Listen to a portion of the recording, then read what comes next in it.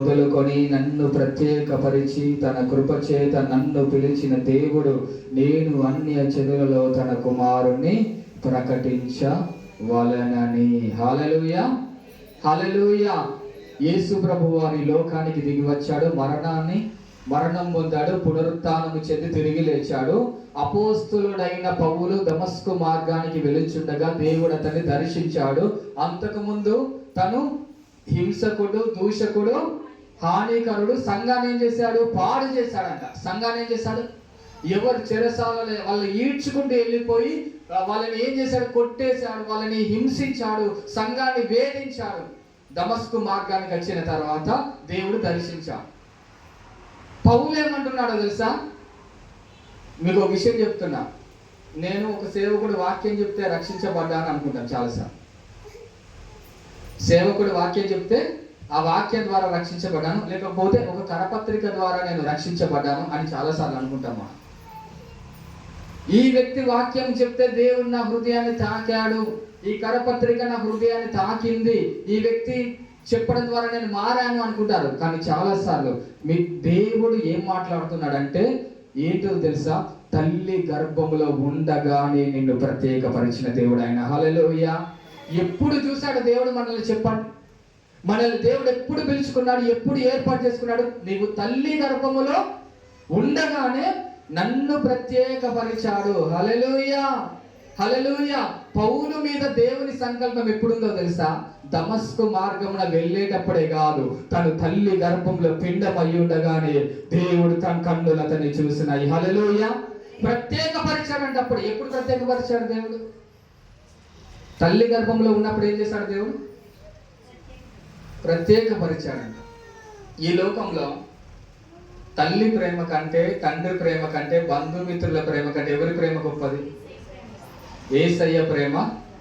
హింసకుడు, దూషకుడు, హానికరుడనైన తనని మనుషులు కోరుకుంటారా? మనుషులు ప్రేమిస్తారా? దూషించేవాణ్ణి, హింసించేవాణ్ణి, హానికరుడుగా తను మారినప్పుడు కూడా మనుషులు ప్రేమిస్తారా? చెప్పండి. దగ్గరికి రాణిస్తారా? అననీయాతో దేవుడు మాట్లాడాడు.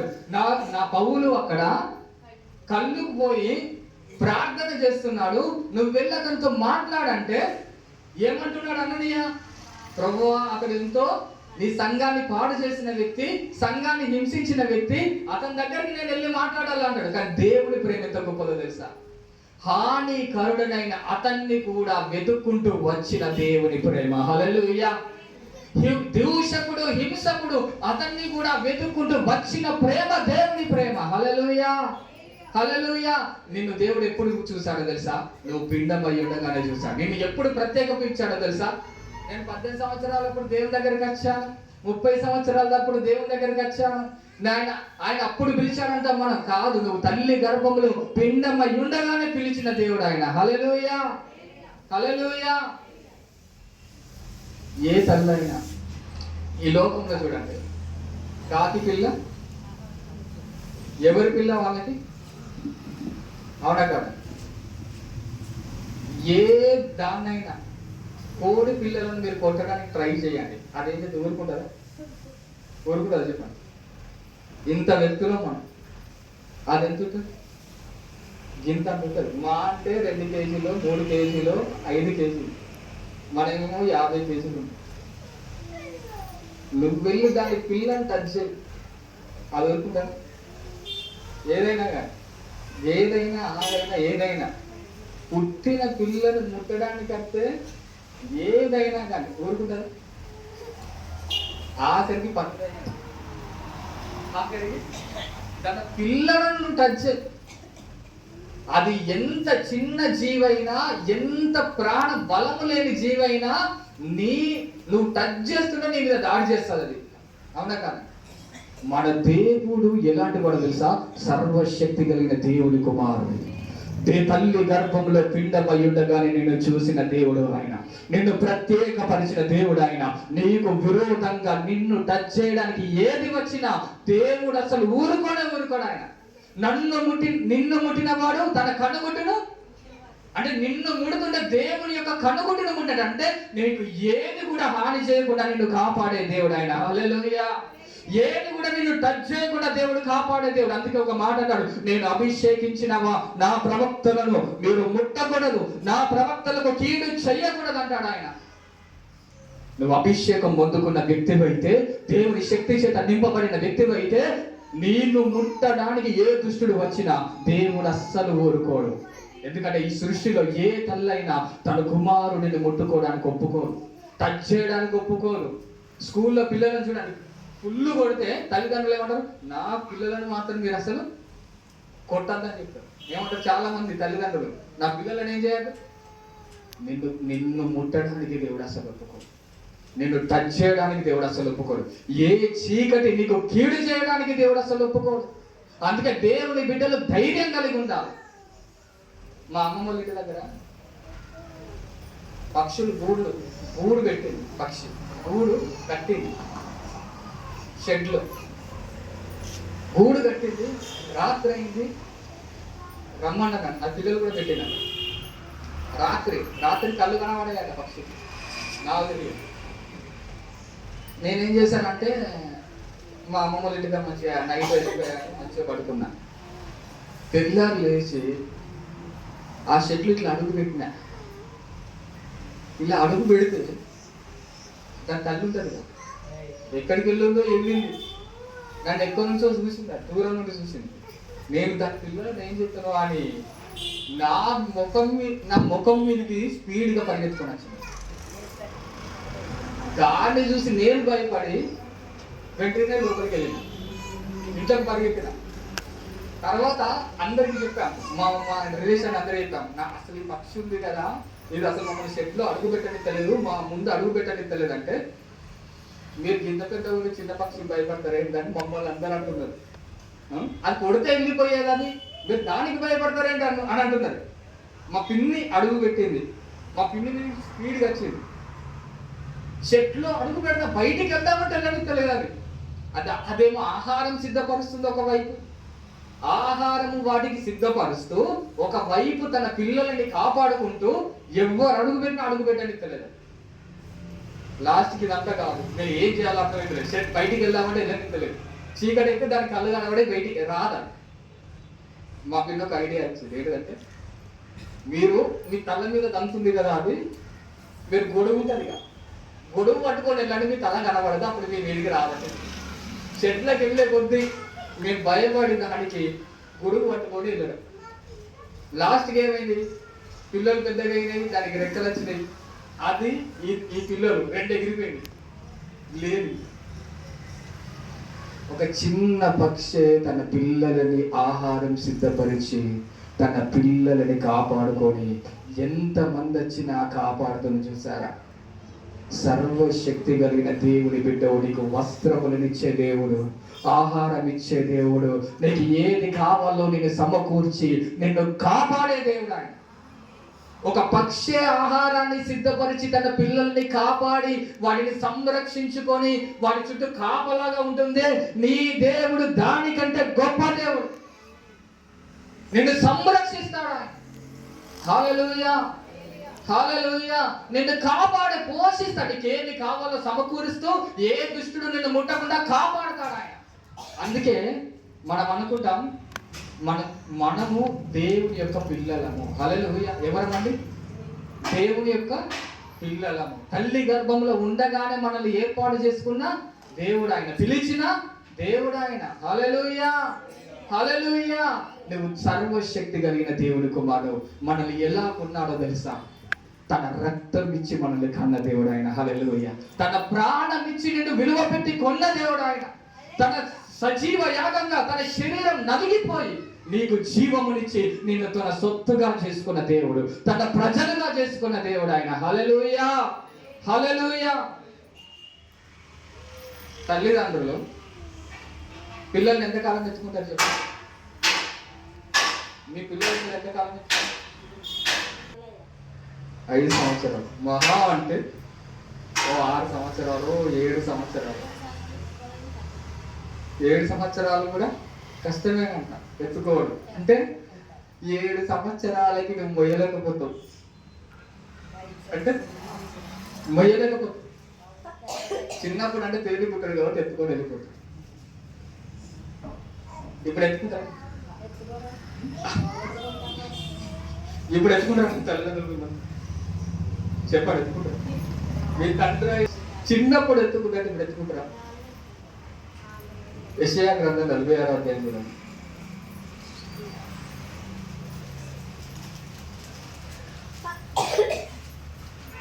వచ్చింది చదవండి. 46:4.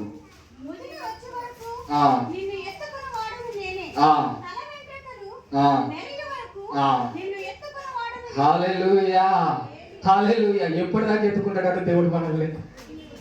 ఎప్పుడు నీ తల్ల వెంట్రుకలు నెరుగు వరకు కూడా. నువ్వు ముసలోడు అయిపోయి నువ్వు ఒంటరిగా మంచాలున్నా కానీ దేవుడు నేను ఏం చేస్తాడంట? ఎత్తుకునే దేవుడు ఆయన. హల్లెలూయా. నిన్ను ఎత్తుకొని నడిపించే దేవుడు ఆయన. హల్లెలూయా. ఈ లోకములో ఉన్న తల్లిదండ్రులే మనుషులను 5 సంవత్సరాలు ఎత్తుకోవడమే కష్టం, వాళ్ళ తర్వాత బలం సరిపదు. కానీ నీ దేవుడు నిన్ను ముదిమి వచ్చు వరకు ఎత్తుకునే దేవుడు ఆయన. హల్లెలూయా. నీ తల వెంట్రుకలు నెరిగే వరకు నిన్ను ఎత్తుకొనుచు రక్షించువాడు ఆయన. హల్లెలూయా. ఏమంటున్నాడు? 4వ అధ్యాయం చివరి లైన్లు చదవండి. నేనే చేసి ఉన్నాను.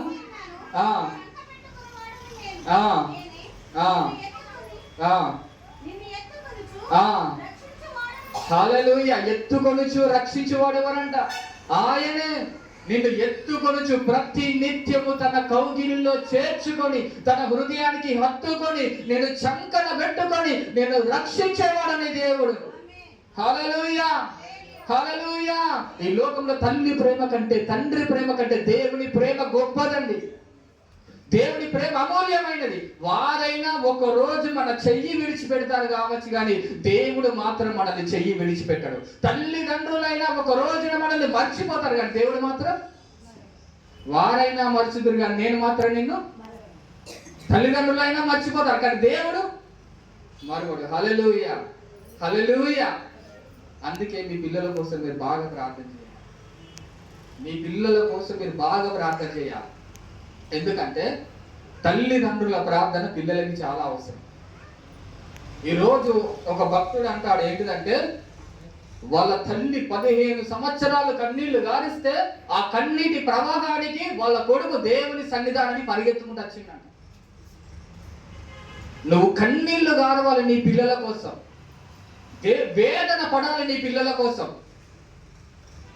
ఈరోజు చిన్న ఫోన్ ఇచ్చి వాళ్ళ పనాళ్ళు నీ పని, అది కాదు. ఫోన్ చేతిలో పెట్టేసి ఇంకా వాళ్ళ ఇష్టం వాళ్ళది, నీ ఇష్టం ఇది, అది కాదు. నీ పిల్లల కోసం దేవుని సన్నిధిలో నువ్వు మొర్ర పెట్టే బిడ్డగా ఉండాలి.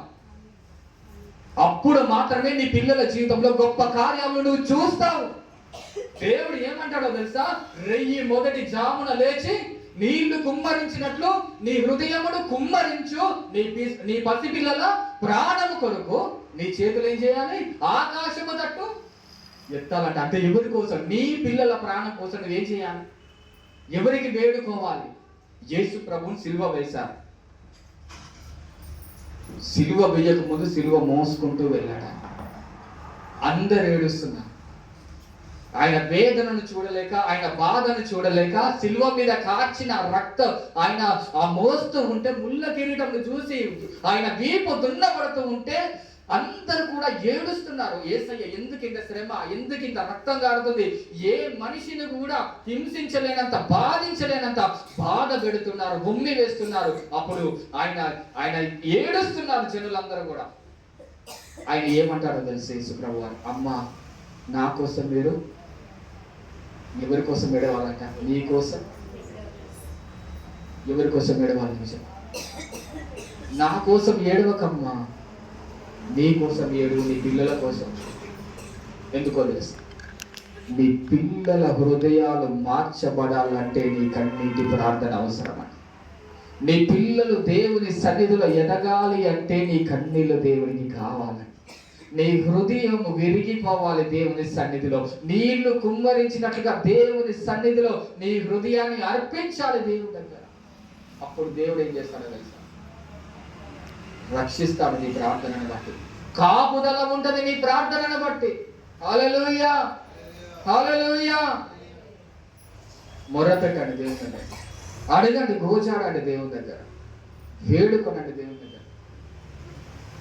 మన దేవుడు కూడా మన తల్లి లాంటి వాడు, తండ్రి లాంటి వాడు, మన స్నేహితుడు లాంటి వాడు. ఆయన నిన్ను అనాథగా విడిచిపెట్టాడు ఎప్పుడు కూడా ఆయన. హల్లెలూయా, హల్లెలూయా, హల్లెలూయా. అందుకే ఒక వాక్యం చూడండి,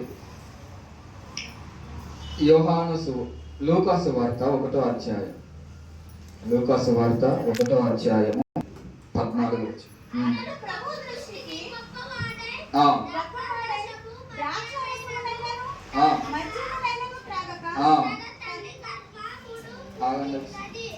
అక్కడ చదువుతారా అతడు ప్రభు దృష్టికి గొప్పవాడై ద్రాక్షారసమునైనను మద్యమైనను త్రాగక తన తల్లి గర్భమున పుట్టినది మొదలుకొని పరిశుద్ధాత్మతో నిండుకొనిన వాడై ఇశ్రాయేలీయులలో అనేకులను ప్రభువైన వారి దేవుని వైపు తిప్పుచు. హల్లెలూయా, హల్లెలూయా, హల్లెలూయా. అందరు బిగ్గరగా చేతులెత్తి హల్లెలూయా చెప్తారా దేవునికి? దేవుని నామాన్ని గొప్ప చేస్తారా? హల్లెలూయా, హల్లెలూయా, హల్లెలూయా. అతడు ప్రభు దృష్టికి ఎవరంట? గొప్పవాడై ఏమైపోతాడంట? గొప్ప ద్రాక్షారసమైన మద్యమైన త్రాగక తన తల్లి గర్భంలో పుట్టినది మొదలుకొని. ఎప్పుడు దేవుడు బాప్తిస్మం ఇచ్చి యోహాన్ని పరిశుద్ధాత్మతో నింపాడో తెలుసా? తను తల్లి గర్భములో పిండమై ఉండగానే అతడు పరిశుద్ధాత్మ చేత నింపబడిన వ్యక్తి, అభిషేకం చేత మనము చాలాసార్లు అయ్యా నీ ఆత్మ కావాలి ప్రభువా, నీ ఆత్మ కావాలి ప్రభువా అని వేడుకుంటాం కదా. నీ ఆత్మను పొందుకోవాలని మనం వేడుకుంటాం కదా. కానీ యోహాను పరిశుద్ధాత్మ చేత అడగకుండానే తల్లి గర్భంలో ఉన్నప్పుడే పరిశుద్ధాత్మ ఆవరించింది అతన్ని, దేవుని శక్తి ఆవరించింది అతన్ని. అందుకే చిన్నతనము నుండే ఆత్మలో ఎదిగాడు ఆయన. హల్లెలూయా. ఎప్పటి నుండి ఆత్మలో ఎదిగాడు? చిన్నప్పటి నుండి ఆత్మలో ఎదిగాడు. అతని పరిచర్య ఏంటిదో తెలుసా? అతడు ఏం చేస్తాడో తెలుసా? అతడు ఇశ్రాయేలీయులలో అనేకులను ప్రభువైన దేవుడి వైపు చూసారా? దేవుడు ఎందుకు అభిషేకించాడో తెలుసా? వ్యక్తి ఆత్మ చేత ఎందుకు నింపాడో తెలుసా? నిన్ను కూడా ఆత్మ చేత ఎందుకు నింపుతున్నాడో తెలుసా? నువ్వు ఇశ్రాయేలీయులలో అనేకులను దేవుని వైపు త్రిప్పడానికి దేవుడు నిన్ను అభిషేకించేవాడై ఉన్నాడు. హల్లెలూయా. నీ మీదికి వచ్చే అభిషేకం ఎందుకో తెలుసా? నువ్వు అనేకులను త్రిప్పడానికి, అనేకులను దేవుని సన్నిధికి నడిపించడానికి. మన సంఘము అనేక ఆత్మల చేత నింపబడడానికే నిన్ను ఆత్మ చేత నింపుతాడు ఆయన. హల్లెలూయా, హల్లెలూయా. అతడు బాప్తిస్మం ఇచ్చి యోహాను ఏమంటారు? సర్ప సంతానమా అని చెప్తాడు. ఎప్పుడైనా బాప్తిస్మం ఇచ్చి యోహాను ఒక పాంప్లెట్ పంచిపెట్టాడు? చెప్పండి, పంచిపెట్టారా? సువార్త సభలు ఉన్నాయి, మా దగ్గరికి రండి అని చెప్పాడు. నేను వాక్యం ప్రకటిస్తున్నాను, నా దగ్గరికి రండి అని చెప్పాడు. చెప్పాడంటే ఎప్పుడైనా? నేను వాక్యం చెప్తాను, కానీ చెవులు తండోపతండాలుగా విస్తరించి తన దగ్గరికి అనేక జనములు వచ్చారు. రాలేదండి? తమ పాపములను ఒప్పుకొని బాప్తిస్మము తీసుకున్నారు. ఒక్క పాంప్లెట్ లేదు, ఒక్క అనౌన్స్మెంట్ లేదు, అతడు ఒక్కరిని కూడా పిలువలేదు. అరణ్యములో వాక్యాన్ని ప్రకటిస్తుంటే జనులు వచ్చేస్తున్నారు అక్కడికి. కారణం ఏంటో తెలుసా? అతని మీద ఉన్న ఏలియా యొక్క ఆత్మ, ఏలియా యొక్క శక్తి, దేవుని అభిషేకము తను ప్రకటిస్తుంటే జనాలను నడిపిస్తుంది. ప్రియ దేవుని బిడ్డలారా, అభిషేకం పొందుకున్న వ్యక్తి, ఆత్మ చేత నింపబడిన వ్యక్తి తను పిలవడం అవసరం లేదు, జనములను రమ్మని చెప్పడం అవసరం లేదు. నువ్వు వాక్యం ప్రకటిస్తే చాలు, దేవుడు తండోపతండాలుగా ప్రజలను నీ దగ్గరికి నడిపించేవాడై ఉన్నాడు. హల్లెలూయా, హల్లెలూయా. రిబ్కాతో ఏమంటారో తెలుసా? నీవు వేలకు తల్లి వగుదువుగాక అంటారు. నీవు వేలకు తల్లి వగుదువుగాక. హల్లెలూయా. శారాతో దేవుడు ఏమంటాడు తెలుసా? నువ్వు అనేక జనములకు తల్లిగా మార్చబడదువుగాక. ఆదాము హవ్వతో ఏమంటాడు తెలుసా? నువ్వు జీవము కలిగిన ప్రతి వానికి తల్లి. హల్లెలూయా, హల్లెలూయా. ఇక్కడ ఉన్న మనమందరము వేలకు తల్లిగా నీ ఉందువుగాక. వేల ఆత్మలను రక్షించే బిడ్డగా నీ ఉందువుగాక. అనేక జనములకు తల్లిగా నీవు మార్చబడదువుగాక. అనేక ఆత్మలు నిన్ను చూసి దేవుని దగ్గరికి నడిపించే వ్యక్తిగా నీవు మార్చబడదువుగాక. హల్లెలూయా, హల్లెలూయా. ఏ వివాహం జరిగిన తర్వాత ఏ భార్యకైనా తల్లి కావాలని ఆశ ఉంటుందా? ఉంటుందా ఉండదు? ఎవరికైనా తండ్రి కావాలని ఆశ ఉండదు? తల్లి కావాలని ఆశ ఉండదు? చెప్పండి, ఉంటుందా ఉండదు? అందరు అమ్మ అమ్మ అని పిలిచి తెచ్చుకున్నప్పుడు సంతానం లేకపోతే ఎంత బాగుంటుంది. నేను కూడా అమ్మ అని పిలిపించుకోవాలి అని ఆశ ఎవరికైనా కలుగుతుంది. దేవుడు బిడ్డారా, దేవుని సన్నిధానాన్ని నువ్వు అడుగు పెట్టావు, నువ్వొక్కడివి రక్షించబడితే సరిపోదు, నువ్వొక్కడివి దేవుని మందిరానికి వస్తే సరిపోదు, నువ్వొక్కడివి దేవునికి ఆరాధిస్తే సరిపోదు. అనేకులను దేవునికి నడిపించి జనములకు తల్లిగా నువ్వు మార్చబడితేనే నిన్ను బట్టి దేవుడు ఆనందిస్తాడు. హల్లెలూయా. ఎన్ని వరాలున్నా, ఎంత అభిషేకం ఉన్నా జనములను కనేవారుగా మనం ఉండాలి. హల్లెలూయా. అందుకే అపోస్తలుడైన పౌలు అంటాడు, సువార్త వలన నేను మిమ్ములను కన్నాను అంటాడు ఆయన. సువార్త వలన ఎవరిని కన్నాడు? జనములను కన్నాడు ఆయన. సంఘాలు స్థాపించాడు. ఒక్కడే దేవుని దగ్గర యేసయ్య అని ఆరాధన, స్తుతి, ప్రార్థనానికి ఒక్కడే ఉండిపోలేదు. తను పొందుకున్న రక్షణని అనేకులకు పరిచయం చేశాడు. తను పొందుకున్న దేవుని అనేకులకు పరిచయం చేశాడు. ప్రియ దేవుని బిడ్డలారా, నువ్వు పొందుకున్న రక్షణ అనేకులకు ప్రకటించాలి. అందుకే పౌలు అంటాడు, ఏమంటాడో తెలుసా? తల్లి గర్భమునందు నన్ను ప్రత్యేకపరిచిన దేవుడు అన్య జనుల్లో నేనేం చేయాలి? తన కుమారుని ప్రకటించాలి అంటాడు. నువ్వేం చేయాలి? అన్య జనుల్లో కుమారుని ఏం చేయాలి? ఏం చేయాలండి? ప్రకటించాలి. దేవుని గురించి, ఆయన గొప్పతనం గురించి ఏం చేయాలి? మనం తెలియజేయాలి. నీ ఇంటి పక్కన వాళ్ళకి దేవుని గురించి ఏం చేయాలి? తెలియజేయాలి. నీ ముందు వెనుక ఎవరెవరైతే ఉన్నారో వాళ్ళకి ఏం చేయాలి? ఆయన గొప్పతనాన్ని ప్రకటించాలి మనం. హల్లెలూయా. మనం ఒక్కరినే చేసుకుంటూ సరిపోదండి, మనం ఆయన్ని ప్రకటించే బిడ్డలంగా ఉండాలి. హల్లెలూయా. కొంతమంది ఉంటారు ఆల్రెడీ దేవుని బిడ్డలకే సువార్త చెప్తారు. ఎవరికి చెప్తారు సువార్త? చెప్పండి. దేవుని బిడ్డలు మా ఇంటికి వచ్చారు. మా ఇంటికి వచ్చి మీరు సరి అయిన ఆరాధనలో లేరండి, సరి అయిన దేవుని నమ్మలేదు, వాక్యం అలా చెప్తలేదు అని చెప్పి ఏమన్నారంటే, నాకు ఆదివారం దేవుని కూడుకోవడం కరెక్ట్ కాదు, శనివారం దేవుని సన్నిధిలో కూడుకోవాలని చెప్తున్నారు. నేను అన్నా, శనివారం దేవుని సన్నిధిలో కూడుకోవాలి అని ఎక్కడ రాసుంది అని చెప్పిన అని అడిగితే వాళ్ళు అన్నారు, విశ్రాంతి దినం అంటే శనివారం అండి. యేసు ప్రభు వారు కూడా విశ్రాంతి దినాన వాక్యాలు చదివాడు, పౌలు విశ్రాంతి దినాన లేఖనాలు చదివాడు, వీళ్ళందరూ విశ్రాంతి దినాన లేఖనాలు చదివారు, వాళ్ళందరూ కూడుకున్నది శనివారం, మనం చేసేది కూడా శనివారమే అని చెప్పారు. చూడండి ఎంత దారుణమైన వ్యక్తి. ఎవరు చెప్తున్నారు సువార్త? తెలిసిన వాళ్ళకే చెప్తున్నారు. ఇంకొకరు వచ్చి ఏమంటున్నారంటే, పరలోకంలో ఇంకో దేవుడు ఉన్నాడు, ఆయన తల్లి దేవుడు, యేసు ప్రభు తండ్రి అయితే యెరూషలేము మనకు తల్లి అని ఇంకోరు వచ్చి చెప్పారు. ఎటెళ్తుంది దేవుడి యొక్క సంఘం అనిపించింది నాకు. నేను ఒకటే చెప్పాను, దేవుడు అన్నాడు, ఏమన్నాడో తెలుసా? దావీదంట విశ్రాంతి దినమున సముఖపు రొట్టెలు తింటే దేవుడు చెప్పాడంట, విశ్రాంతి దినాన్ని ఉల్లంఘించి కూడా దావీదు నిర్దోషిగా మార్చబడ్డాడట. నేను అదే చెప్పాను వాళ్ళకి. విశ్రాంతి దినాన్ని పాటించని దావీదే దేవుని దృష్టిలో నిర్దోషి అంటే, నువ్వు శనివారం చెయ్యకపోయినా దేవుని దృష్టిలో నువ్వు నిర్దోషిగానే మార్చబడతావు. దేవుని ఆరాధించడానికి ఈ రోజు ఆ రోజు అని కాదు, ప్రతిరోజు దేవుని ఆరాధించేవారం మనం. హల్లెలూయా, హల్లెలూయా.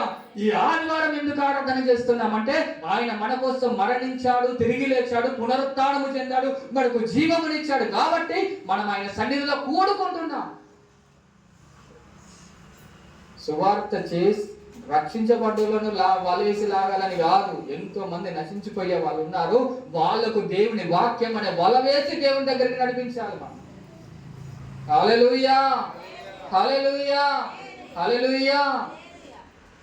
వాళ్ళ కోసం కష్టపడాలని ఈరోజు జనములకు కోసం కన్నీళ్లు గార్చాలి, జనుల కోసం కన్నీళ్లు గార్చాలి. ప్రజలు నశించిపోతున్నారు, దేవుళ్ళు దూరం అయిపోతున్నారు, అగ్నిలో వెళ్ళిపోతున్నారు. ఒక్క నిమిషానికి, ఒక సెకండ్ కన్నా కొన్ని వందల ఆత్మలు నరకానికి వెళ్ళిపోతున్నాయి. భారం ఉండాలి దేవుని సన్నిధిలో. హల్లెలూయా. భారం కలిగి ప్రార్థన చేయాలి. యేసయ్య శరీరధారిగా ఉన్నప్పుడు ఎలా ప్రార్థన చేశాడు చెప్పాలి? వేదనతో, కన్నీళ్లతో ఎలా ప్రార్థించాడు ఆయన? నార్మల్ గా చేయలే ప్రార్థన, కన్నీళ్ళ వెంబడి మోకరించాడంటే చాలు యేసయ్య కన్నీళ్లు కారిపోతున్నాయి దారాల్లాగా. ఆయన చెమట ఎలా మారిపోతుంది? రక్తంలాగా మారిపోతుందంట. కారణం ఏంటి? ఎందుకు వచ్చాడు యేసు ప్రభు వారు? ఎందుకు ప్రార్థన చేస్తున్నాడు? ఎందుకు సువార్త చేస్తున్నాడు? అనేక ఆత్మలను దేవుని రాజ్యములోనికి తీసుకెళ్ళడానికి మనుష్య కుమారుడి లోకాల్లోనికి దిగి వచ్చాడు. హల్లెలూయా! నిన్ను దేవుడు లోకంలోనికి ఎందుకు పుట్టించాడో తెలుసా? ఏదో వ్యర్థంగా నిన్ను పుట్టించలేదు. నీవు కూడా అనేక జనములను దేవుని సన్నిధానమునకు నడిపించడానికి నిన్ను రక్షించిన దేవుడు. హల్లెలూయా! నేను చాలాసార్లు అంటాను, ఏది చేయబడిందన్న దానికి ఒక రీజన్ ఉంటుంది. ఉంటుందా? కూలర్ తయారు చేస్తారు ఎందుకు చెప్పండి? ఎండాకాలంలో గాలి రా. చాలాసార్లు చెప్పాను. మైక్ తయారు చేస్తారు ఎందుకు చెప్పండి? మైక్ ఎందుకు తయారు చేశారు? మనం మాట్లాడాలి. బైబుల్ ఎందుకు మన దగ్గరికి వచ్చింది? నువ్వు చదవడానికి. సౌండ్ బాక్స్ అక్కడ ఎందుకు ఉన్నది? శబ్దము మీ అందరికీ వినపడడానికి. ఇందులో చెప్పే శబ్దం అందులో నుంచి నీ దగ్గరికి రావడానికి. ఏది తయారు చేయబడిందన్నా దానికి ఒక రీజన్ ఉంది, అవునా కదా? ఏది ఉందన్నా దానికి ఒక రీజన్ ఉంది. ఈ సెల్ తయారు చేయబడింది అంటే ఇది ఫోన్ మాట్లాడడానికి, యూట్యూబ్ చూడడానికి, దీనిలో అనేక సంగతులు తెలుసుకోవడానికి ఇది తయారు చేయబడింది. ఇప్పుడు ఇది మూలం పెడితే ప్రయోజనం ఏమైనా ఉందా? నువ్వు బైబుల్ తీసుకున్నావు, నీ దగ్గర ఉంది, మూలకు పెడితే ప్రయోజనం ఏమైనా ఉందా? నువ్వు ఒక బండి కొన్నావు, అది మూలకు పెడితే ఒక ప్రయోజనం ఉంటుందా? చెప్పండి. చీపురు కొన్నా, నీ ఇంట్లో చీపురు కొన్నా, దాన్ని మూలకు పెట్టావు, ప్రయోజనం ఉందా? ఇల్లంతా దుమ్ముతో నింపబడతాడు. ఇల్లంతా దుమ్ము అయితే ఉంటుంది, నువ్వు చీపురు అక్కడ పెట్టే ఉంటుంది. ప్రయోజనం ఉందా? నువ్వు సృష్టించబడడానికి కూడా ఒక కారణం ఉంది. నువ్వు భూమి మీదకి రావడానికి, దేవుడు నిన్ను పిలువడానికి, నిన్ను ప్రత్యేకించడానికి కూడా ఒక రీజన్ ఉంది. హల్లెలూయా! నీ ద్వారా అనేక జనములు దేవుని సన్నిధికి రావడానికి నిన్ను దేవుడు రక్షించాడు. అందుకే నువ్వు దేవుడి కృపను వ్యర్థము చేసే బిడ్డగా ఉండద్దు. హల్లెలూయా! హల్లెలూయా! ఆయన కృపను వ్యర్థము చేయొద్దంట. అందుకే ఆయన ప్రేమ గొప్పదండి. నిన్ను కూడా దేవుడు ఒక జనములకు తల్లిగా ఉండాలని చూస్తున్నాడు. వేలకు తల్లిగా ఉండాలని చూస్తున్నాడు. నీ రక్షణ నీతోనే ఆగిపోవద్దు. నీ రక్షణ నీతోనే ఆగిపోవద్దు.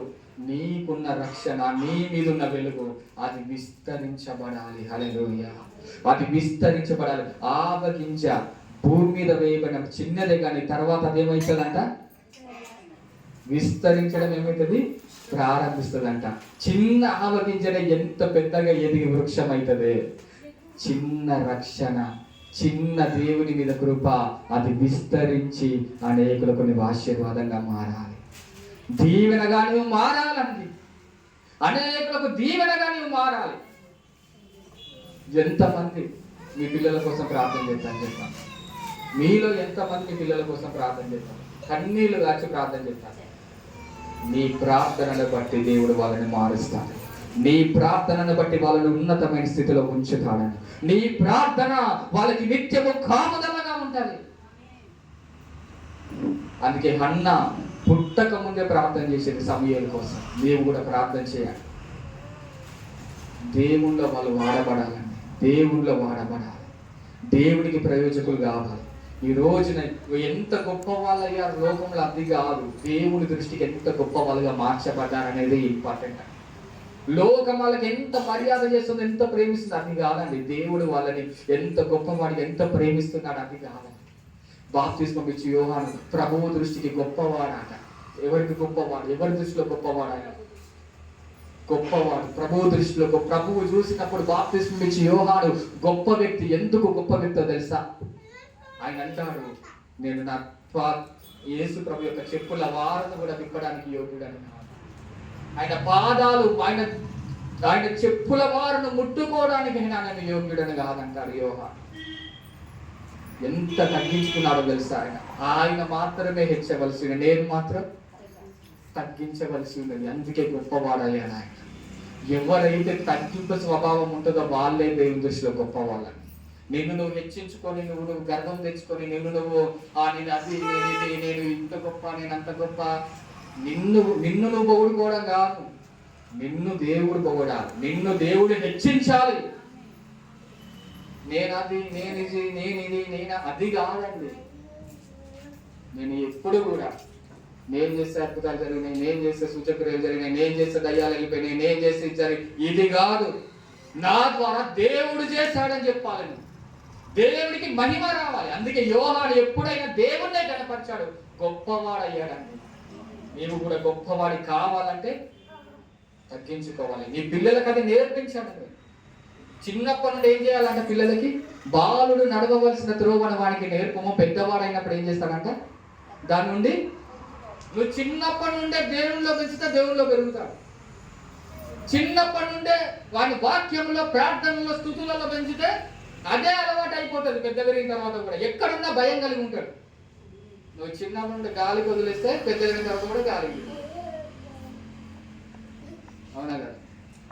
అదిగా చిన్నప్పటి నుండి వాక్యములో నీ పిల్లలు ఎదగాలి, ప్రార్థనలో ఎదగాలి, ఆత్మలో వర్ధిల్లాలి, వాళ్ళు ఆత్మలో ఎదగాలి వాళ్ళు. హల్లెలూయా, హల్లెలూయా. ఆత్మలో ఎదగడం అంటే అదే. నీ పిల్లలను నువ్వే క్రమశిక్షణలోని పెట్టాలి. వాళ్ళని సరి చేయాల్సిన బాధ్యత నీది. హల్లెలూయా. సరి చేయాల్సిన బాధ్యత నీదే, చెప్పాల్సిన బాధ్యత నీదే, కంట్రోల్లో ఉంచాల్సిన బాధ్యత నీదే. చిన్నపిల్లలు ఇక్కడ ఆడుకున్నప్పుడు మనం చాలాసార్లు రోడ్డు మీదకి వెళ్ళకు, ఏదైనా తగులుతుందని చెప్తాం. అవునా కదా? ఇక్కడ ఆడుకుంటే ఇక్కడనే ఉండు, ఈ సరౌండింగ్లోనే ఉండు. కానీ ఇది మాత్రం దాటి బయటికి నీ ఇంట్లోనైనా అంటే పిల్లలు ఉన్నప్పుడు నువ్వేం చెప్తావు? ఆడుకోవాలనుకుంటే ఇక్కడనే ఆడుకో, రోడ్ల మీదకి వెళ్ళకు, వేరే లైన్లకు వెళ్ళకని చెప్తాను. ఎందుకు? నీ పరిధిలో ఉంటేనే వాళ్ళు సురక్షితంగా ఉంటారు. నీ చుట్టుపక్కల ఉంటేనే వాళ్ళు సురక్షితంగా ఉంటారు. తల్లిదండ్రులను విడిచిపెట్టి పిల్లలు బయట ఎక్కడ తిరిగినా వాళ్ళకు ప్రమాదం ఉంటుంది. ఎందుకు? తెలియదు కాబట్టి. దేవుని సన్నిధి విడిచిపెట్టి, దేవుని ఆత్మను విడిచిపెట్టి ఎక్కడికి వెళ్ళినా మనకు ప్రమాదమే. ఆయన కంచె, ఆయన కాపుదల్లో ఉన్నంత వరకు ఏ చీకటి నిన్ను ఆహ్వానించడు, ఏ దుష్టుడు నిన్ను ముట్టడు. హల్లెలూయా, హల్లెలూయా. కాబట్టి మనం భక్తి చేయాలి, మన పిల్లలకి భక్తి. మనం ప్రార్థన చేయాలి, వాళ్ళకి ప్రార్థన. మనం దేవుల్లో ఎదగాలి, వాళ్ళని దేవుల్లో పెంచాలి. అవునా కదా? ఫస్ట్ నువ్వు చేసి వాళ్ళను సరి చేయాలి. నువ్వు దేవునికి దగ్గర, వాళ్ళను దేవునికి దగ్గర చేయాలి. అవునా కదా? మనం దేవుని దూరం అయితే వాళ్ళు దేవుని దగ్గరికి రాదు. నువ్వు ఫస్ట్ దేవుని దగ్గరికి గోజాడు, వాళ్ళు నిన్ను చూసి దేవుని దగ్గర. హల్లెలూయా, హల్లెలూయా. మా ఇంట్లో చాలా సార్లు మా అన్నయ్య కూడా చర్చికి వెళ్ళేవాడు. అప్పుడు మా అమ్మమ్మ ఇంటి దగ్గర ఉండేవాడు, అమ్మమ్మ ఇంటి దగ్గర ఉంటే చర్చికి వెళ్ళేవాడు. చిన్నప్పటి నుంచి అక్కడే పెరిగాడు. కొద్దిగా పెద్దగా అయిన తర్వాత మా ఇంటికి వచ్చేది.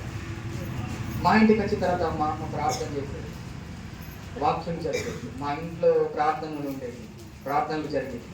ఇదంతా చూశాడు మా అన్నయ్య, అంతా చూశాడు, అంతా జరిగింది చూశాడు. అప్పుడు మా అన్నయ్యకి అనిపించింది, నేను చెప్పలేదు, అసలు నేను చెప్పలేదు, అందరిని చూసి అమ్మ నాకు కూడా దేవుని స్తుతించాలనిపిస్తాను, నాకు కూడా ప్రార్థన చేయాలనిపిస్తాను, నాకు కూడా మందిరం వెళ్ళాలనిపిస్తుంది, నాకు కూడా దేవుని ఆరాధన చేయాలనిపిస్తుంది అన్నాడు. ఆదివారం చర్చ్ అయితే శనివారం వెళ్ళి అక్కడ వర్క్ చేశాడు. సేవకులకు దగ్గర అయ్యాడు, సేవకులతోటే తిరిగాడు. కారణం ఎందుకు తెలుసా? చూసి నేర్చుకున్నాడు. అక్కడ ప్రార్థించడం, నువ్వు ప్రార్థన చేసేది నీ పిల్లలు చూడాలి, వాక్యము చదివేది చూడాలి, నువ్వు దేవుని స్తుతించేది చూడాలి, దేవుళ్ళు ఎదిగేది చూడాలి. అది నీ పిల్లలు చేస్తారు. హల్లెలూయా.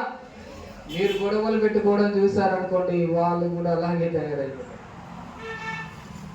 నీవు టైం వేస్ట్ చేస్తూ మొబైల్ ఫోన్లో గడిపారు, వాళ్ళు కూడా అలాగే తయారైపోతారు. నువ్వు ఏం మాట్లాడతావో నీ పిల్లలని అదే మాట్లాడతారు. మాటలు జాగ్రత్త. వాళ్ళ ముందు నీ ప్రవర్తన సరిగా ఉన్నప్పుడు వాళ్ళు సరి అయిపోతారు. అందుకే ఆ బాధ్యత దేవుడు ఇచ్చాను. లాస్ట్ ఒక మాట చెప్తాను. కొలొస్సీలో రాసిన పత్రిక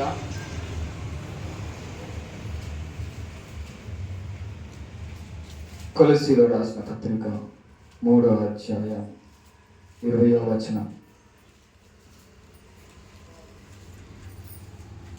భార్యను ప్రేమించుడి. 20వ వచనం చదువు. అన్ని విషయములలో మీ తల్లిదండ్రుల మాట వినుడి. ఇది ప్రభువును బట్టి మెచ్చుకొనదగినది. తండ్రులారా, మీ పిల్లల మనస్సు కృంగకుండనట్లు వారికి కోపము పుట్టింపకుడి. హల్లెలూయా. వారి మనస్సు కృంగకున్నట్లు నువ్వేం చేయాలంట? వాళ్ళకి కోపం పుట్టించే మాటలు మానివేయండి. ఎందుకో తెలుసా? నువ్వు కోపం పుట్టిస్తే వాళ్ళు కృంగిపోతారంట. అర్థమయ్యేలాగా చెప్పాలి, అర్థమయ్యేలాగా మాట్లాడాలి. ప్రతి దానికి వాళ్ళ మీద కోప్పడి వాళ్ళ కోపం వచ్చేటట్లు నువ్వు చెయ్యొద్దు. ఎందుకంటే కోపాన్ని పుట్టిస్తే వాళ్ళు కృంగిపోతారు, డిప్రెషన్కి వెళ్ళిపోతారు. ఎప్పుడు మా తల్లి ఇంతే, ఎప్పుడు మా తండ్రి ఇంతే, మమ్మల్ని పట్టించుకోరు, మమ్మల్ని ప్రేమించరు, ఎప్పుడు ఏదో ఒకటి అనుకుంటుంటారు. ఇది కాదని నీ ప్రేమ ద్వారా వాళ్ళు మారాలి. ప్రేమ ద్వారానే మార్చాలి కానీ కోపం పుట్టించో దేని ద్వారా కాదు. అందుకే మీ పిల్లలకు మీరు వారికి కోపమును పుట్టించకండి. పిల్లలకు చెప్తున్నాడు, మీ తల్లిదండ్రుల మాట మీరు వినండి. తల్లిదండ్రులు అయితే కోపం పుట్టించద్దు, పిల్లలైతే తల్లిదండ్రుల మాట వినాలి. ఇది దేవుడు పెట్టినారు. ఈ యొక్క చిన్ని మాటలు ఆయన దృష్టిలో, ఆయన వెనుకలో దేవుడు దీవించు.